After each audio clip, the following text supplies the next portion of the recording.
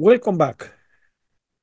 Recently, in an interview, Biden has called Trump an appeaser, and I actually believe Trump is worse than that. But Biden calling somebody an appeaser is rich, to say the least.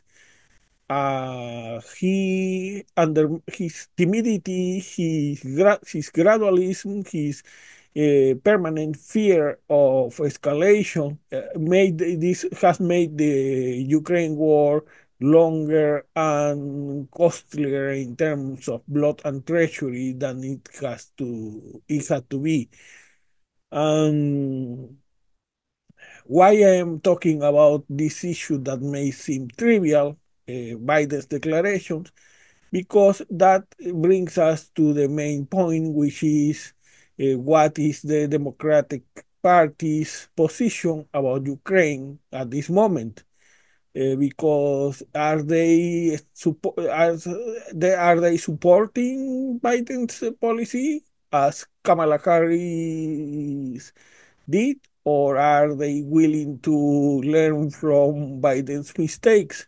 Because of that depends that Europe and MERS consider us a partner, a reliable partner in 2029 if Democrats win in 2028, or if they will have to make themselves to the idea that even if Democrats win, they will bring another Biden, and the same stupid gradualism that made possible for Trump to bully Zelensky and repeat history is going to happen. So, what is going to be, an FDR or a Biden in 2029 if Democrats win?